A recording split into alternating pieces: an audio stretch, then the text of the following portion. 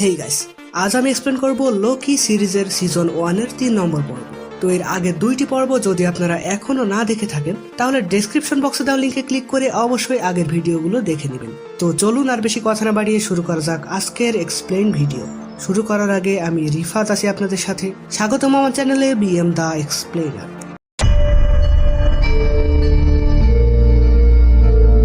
আগের পর্বে আমরা দেখেছিলাম লোকির বুদ্ধিতে মোবিয়াসরা ভ্যারিয়েন্ট লোকির সন্ধান পায়। তারপর তার লোকেশনে গেলে সে নিজেকে রিভিল করে একজন ফিমেল হিসাবে। তারপর সুযোগ বুঝে টাইম লাইনে গন্ডগোল পাকিয়ে সে একটি পোর্টালের সাহায্যে পালিয়ে যায়। তখন লোকিও তার পিছু নেয়। তো পোর্টালের মধ্য দিয়ে ফিমেল লোকি এসে পৌঁছায় টিভিতে, কারণ হান্টার C-20 কে কিডন্যাপ করে তার থেকে সে টাইম কিপারদের লোকেশন জেনে নিয়েছিল। আর এজন্যই সে তার কাছে থাকা টাইম রিসেটার গুলো বিভিন্ন টাইম লাইনে পাঠিয়ে দিয়ে টাইম লাইনে ঝামেলা সৃষ্টি করে। আর টিভির লোকজন যখন এসব ঝামেলা নিরসনে ব্যস্ত, এই সুযোগে সে টিভিতে আসে টাইম কিপারদের কাছে পৌঁছানোর আসে। কিন্তু টিভিএ বা টাইম কিপারদের সাথে তার কেন এত দ্বন্দ্ব সেটা আমরা পরে জানতে পারবো। তো যাই হোক, ফিমেল লোকি টিভিএতে এসে সেখানে থাকা মিনিটম্যানদের বশ করার চেষ্টা করে। কিন্তু আমরা তো আগেই জেনেছি টিভিএতে কারো কোনো সুপার পাওয়ারই কাজ করে না। ফলে সে মিনিটম্যানদের সাথে ফাইট করতে করতে টাইম কিপারদের লোকেশনের দিকে এগোতে থাকে। তখনই তার সামনে আসে লোকি, কারণ আগের পর্বে আমরা তাকে ফিমেল লোকির পিছু নিতে দেখেছিলাম। তো এখানে লোকি ও ফিমেল লোকের মধ্যে ফাইট শুরু হয়। ফাইটের মাঝে সেখানে চলে আসে টিভি এর জাজ রাবণা। ফিমেল লোকি তখন আসল লোকের গলায় অস্ত্র ধরে রাবণাকে হুমকি দেয় যে আর এক পায়ে গলে আমি একে শেষ করে ফেলবো। রাবণা তখন বলে ওকে মারলে আমার কিছুই যায় আসে না। ফলে তারা নিশ্চিতভাবে ধরা পড়ে গেছে দেখে লোকি ফিমেল লোকের থেকে টেম্প্যাড নিয়ে সেখান থেকে টেলিপোর্ট হয়ে সে ও ফিমেল লোকি পালিয়ে যায়। এখানে এই টেম্প্যাডের সাহায্যে মূলত টিভি এর লোকজন বিভিন্ন জায়গায় টাইম ট্রাভেল করতে পারে। কিন্তু এটা ফিমেল লোকের কাছে কিভাবে আসলো সেটাও আমরা পরে জানতে পারবো। তো টেলিপোর্ট হয়ে তারা একটি জায়গায় পৌঁছালে ফিমেল লোকি তার টেম্প্যাডটি লোকির থেকে নিয়ে অন্য কোথাও চলে যাওয়ার চেষ্টা করে, কিন্তু সে লক্ষ্য করে টেম্প্যাডের চার্জ শেষ। তখন লোকি তার থেকে টেম্প্যাডটি কেড়ে নিয়ে তার ক্ষমতার সাহায্যে সেটি গায়েব করে দেয়। ফলে তাদের মধ্যে আবারও মারামারি শুরু হয়। তারপর তারা বাইরে বেরিয়ে দেখে তারা এসে পৌঁছেছে 2077 সালের লেমেন্টিস 1 নামক একটি উপগ্রহে, যেটা আর মাত্র 12 ঘন্টার মধ্যেই একটি গ্রহের সাথে ধাক্কা লেগে পুরোপুরি ধ্বংস হয়ে যাবে। কারণ আগের পর্ব থেকে আমরা জেনেছি ফিমেল লোকে লুকিয়ে থাকে বিভিন্ন মহাপ্রলয়ের মধ্যে, আর এরকম সকল মহাপ্রলয়ের লোকেশন তার টেম্প্যাডে সেভ করা ছিল। সেগুলোর মধ্যে একটি হলো এই লেমেন্টিস 1 নামক উপগ্রহ। ফিমেল লোকে জানায় তার টেম্প্যাডে সেভ করে রাখা জায়গাগুলোর মধ্যে সব থেকে ভয়ঙ্কর জায়গা এটি। এখান থেকে বেঁচে ফেরা প্রায় অসম্ভব। তো এরকম বিপদে পড়ে তারা অনিচ্ছা সত্ত্বেও দুজন এক হয়, কারণ ফিমেল লোকের প্রয়োজন টেম্প্যাড, যেটা কিনা লোকের কাছে রয়েছে।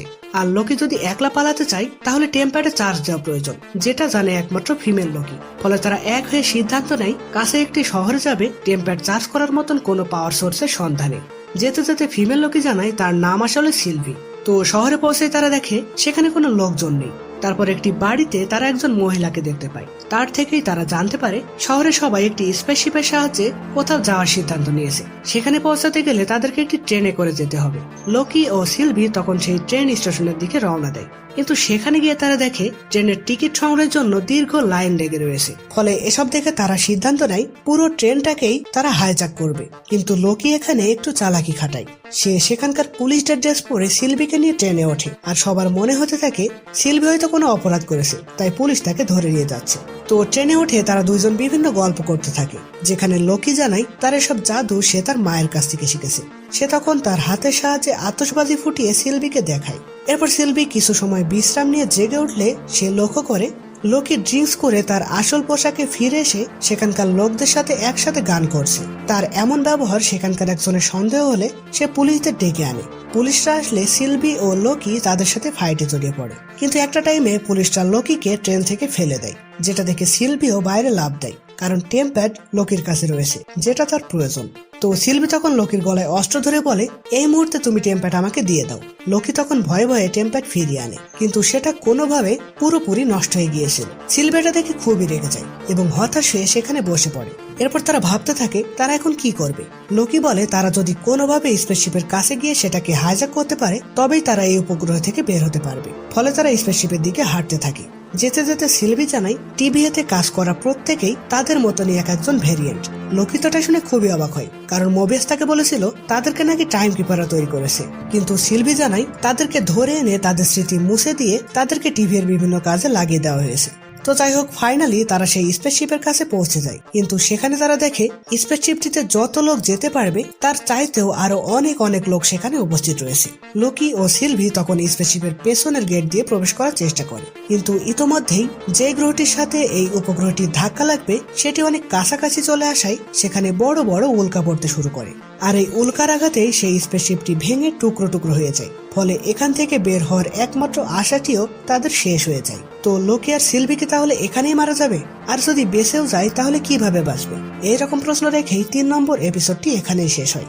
তো গাইজ, আজকের এপিসোডের কাহিনীটি কেমন লাগলো কমেন্টসে লিখে জানাবেন। আর পরের এপিসোডের কাহিনী জানতে অবশ্যই আমাদের চ্যানেলটি সাবস্ক্রাইব করে বেল আইকনে ক্লিক করে অল সিলেক্ট করে রাখবেন। তো দেখা হবে পরের ভিডিওতে। ততদিন পর্যন্ত ভালো থাকবেন, সুস্থ থাকবেন। বাই।